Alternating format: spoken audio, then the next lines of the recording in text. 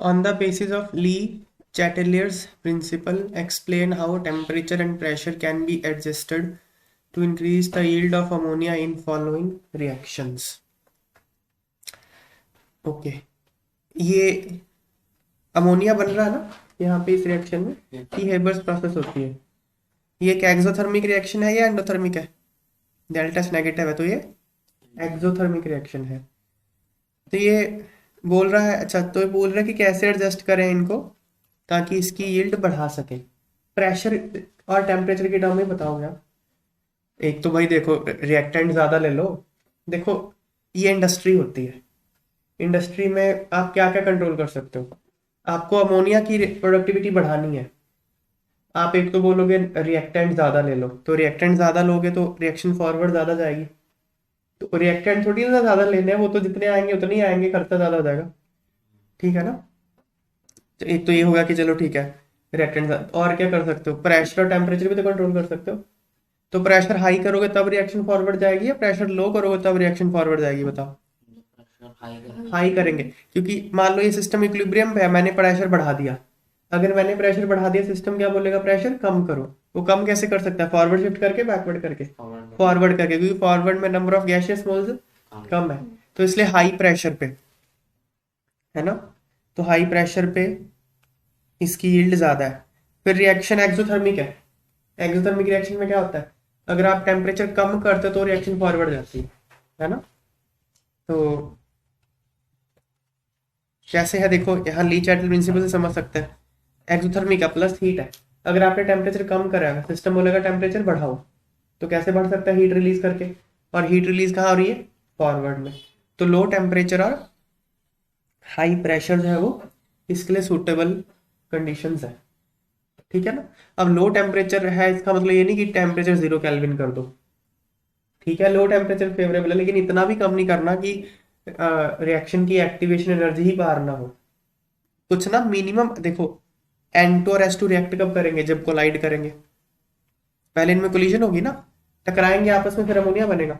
अब ये कोलिजन करते हैं जो, इस कुछ मिनिमम एनर्जी से कोलाइड करने चाहिए। ये ऐसे टच करके चला जाएगा तो थोड़ी रिएक्शन, एकदम टकराने चाहिए। जैसे बाइक पे जा रहे हो, एक्सीडेंट होके मरोगे कब? एकदम बढ़िया से टकराओगे तब मरोगे ना, ऐसे थोड़ा थोड़ा सा छू के चले गए।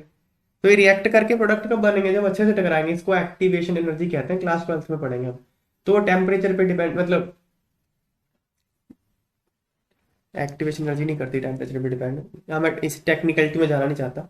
नंबर ऑफ मॉलिक्यूल्स जो होते हैं वो क्रॉसिंग एनर्जी बैरियर, वो मतलब टेम्परेचर के साथ वेरी करता है वो, कि कितने मॉलिक्यूल्स उस एनर्जी बैरियर को क्रॉस करते हैं। ठीक है, थ्रेशोल्ड एनर्जी को कितने बैरियर क्रॉस करते हैं। तो इसलिए बहुत कम भी नहीं कर देना टेम्परेचर आपने, पर हाँ टूवर्ड लोअर साइड वो ज्यादा फेवरेबल है। ठीक है,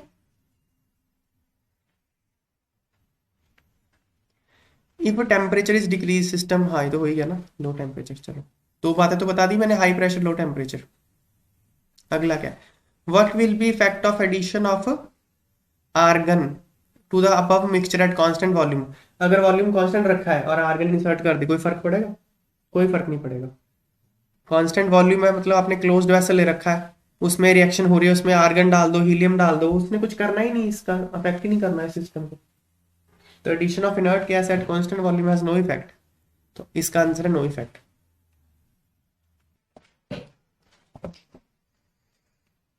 विच of the following statements is incorrect? इसमें से कौन सी स्टेटमेंट गलत है ये बताना है। In equilibrium mixture of ice and water kept in perfectly insulated flask, mass of ice and water does not change with time।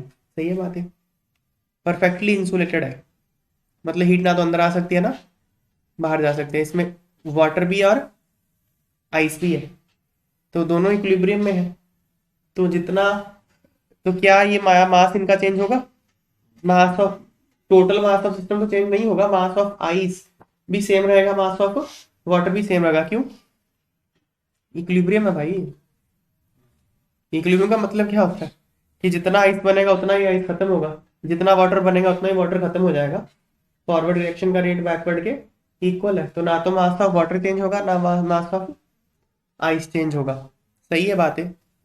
तो ये तो सही हो गई, हमको तो इनकरेक्ट बतानी थी, है ना। अगला, intensity of red color when oxalic acid is added to a solution containing iron nitrate increases लिखा हुआ। नहीं नहीं नहीं, रेड कलर की इंटेंसिटी डिक्रीज होती है।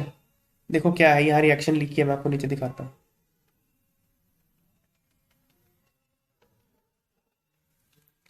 जो फेरिक आयन है ना, फेरिक आयन थायोसाइनेट के साथ रिएक्ट करके इस तरह का एक डीप रेड कलर का कॉम्प्लेक्स बनाते हैं, ठीक है। तो जब आप इसमें ऑक्सैलिक एसिड डाल दोगे, ऑक्सैलिक एसिड एच ए होता है, H2C2O4, ये ऑक्सैलिक एसिड ही होता है ना, टमाटर में होता है ये इस ऑक्सैलिक एसिड। तो इसका H प्लस हटा दो तो वही बनेगा ना, CO माइनस यही है, C2O4 2 माइनस।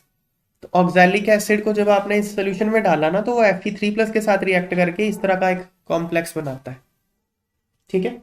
अब ये एक स्टेबल कॉम्प्लेक्स है, तो मतलब ये सोल्यूशन ऑलरेडी था, इसमें रेड कलर का होता है, येलोइश कलर का होता है, आपने इसमें ऑक्सैलिक एसिड डाल दिया, तो वो तो Fe3+ को कंज्यूम कर रहा है। देखो Fe3+ को कंज्यूम कर रहा है ना, तो Fe3+ अगर इस इक्विलिब्रियम में कंज्यूम हो जाएगा तो इक्विलिब्रियम क्या होगा, बैकवर्ड शिफ्ट हो जाएगा, ली चैटल प्रिंसिपल। अगर ये बैकवर्ड शिफ्ट हो गया तो रेड कलर की इंटेंसिटी क्या हो जाएगी, कम हो जाएगी, बढ़ेगी थोड़ी ना। यहाँ क्या लिख रहा था, वो बढ़ जाएगी। क्वेश्चन में तो क्या लिख रहा है वो, कि जब आयरन 3 नाइट्रेट और पोटाशियम थायोसाइनेट में आप ये डालते हो ऑक्सैलिक एसिड, तो इंटेंसिटी बढ़ जाती है, ऐसे बढ़ती थोड़ी है, कम होती है ना। तो गलत है ये बात। On addition of catalyst the equilibrium constant value is not affected, सही है। कैटलिस्ट जो है वो इक्विलिब्रियम कांस्टेंट की वैल्यू को थोड़ी ना अफेक्ट करता है, ये तो बात सही है। कैटलिस्ट क्या करता है, रेट ऑफ फॉरवर्ड रिएक्शन भी बढ़ा देता है, बैकवर्ड भी बढ़ा देता है, दोनों को इक्वली इफेक्ट करता है, इक्विलिब्रियम कांस्टेंट को चेंज नहीं करता वो। Equilibrium constant for a reaction with negative value of delta H, negative value of delta H मतलब क्या हो गया, एक्सोथर्मिक हो गया, मतलब A+B C+D+ हीट, है ना। Decreases with increase in temperature, सही है बात है। ये हम कितनी बार बात कर चुके हैं कि अगर कोई रिएक्शन एक्सोथर्मिक है और आप उसका टेम्परेचर बढ़ाते हो तो इक्विलिब्रियम कांस्टेंट कम हो जाता है, और अगर कोई रिएक्शन एंडोथर्मिक है उसका आप टेम्परेचर बढ़ाते हो तो इक्विलिब्रियम कांस्टेंट बढ़ जाता है। ये कैसे प्रूव करते हो, log K1/K2 is equal to delta H upon 2.303 R 1/T2 minus 1/T1। इस फॉर्मूला से ये बात प्रूव होती है, ठीक है। Delta H is enthalpy of reaction, K1 is equilibrium constant at temperature T1, K2 is equilibrium constant at temperature T2, ठीक है। हो गया, तो हमको रॉन्ग बताना था, तो second is wrong, second is our answer.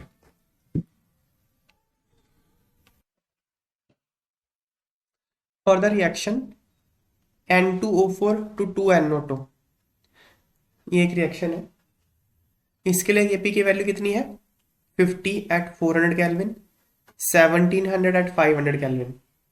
मुझे बताओ Kp 50 से 1700 हो गया, बढ़ा या कम हुआ, बढ़ गया। टेम्परेचर बढ़ा या कम हुआ है, बढ़ गया।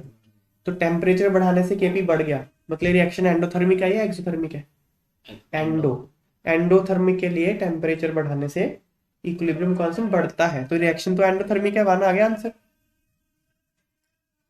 विच, चलो फिर क्या है, टू तो गलत हो गया, एक्सोथर्मिक तो नहीं है ये। If NO2 and N2O4 are mixed at 400 kelvin at partial pressures 2 bar 20 bar and 2 bar respectively, okay, मतलब इसका प्रेशर कितना है 20 बार, है ना, और इसका प्रेशर कितना है 2 बार, ये है।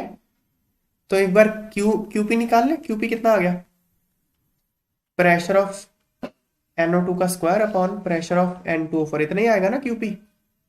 NO2 कितना प्रेशर 20, ये बना ना क्वेश्चन में, 20 का स्क्वायर अपॉन इसका कितना है 2, ये कितना आ गया 200 आ गया ना, तो क्यूपी आ गया 200, केपी कितना है 50, तो क्यूपी क्या हो गया, बड़ा हो गया केपी के, तो क्यूपी को केपी के इक्वल होना पड़ेगा, तो इसलिए रिएक्शन कहाँ आएगी, बैकवर्ड आएगी, बैकवर्ड आ जाएगी ना, क्यूपी को कम होना पड़ेगा, बैकवर्ड आएगी, तो बैकवर्ड आएगी तो क्या होगा, N2O4 ज्यादा बनेगा।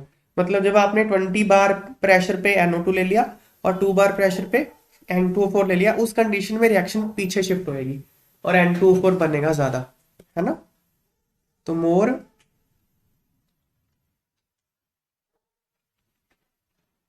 क्या लिखा है, मोर N2, हाँ ठीक है, N2O4 बनेगा, थर्ड थर्ड बात भी ठीक है, ठीक है बात है। Entropy of the system increases, क्या सिस्टम की एंट्रोपी बढ़ रही है, बढ़ रही है, देखो क्या हो रहा है, यहाँ पे कितने गैस के मॉलिक्यूल्स थे, एक, यहाँ पे कितने हैं, दो, तो रैंडमनेस बढ़ी है या कम हुई है, बढ़ी है रैंडमनेस, तो एंट्रोपी बढ़ रही है, ये बात भी ठीक है।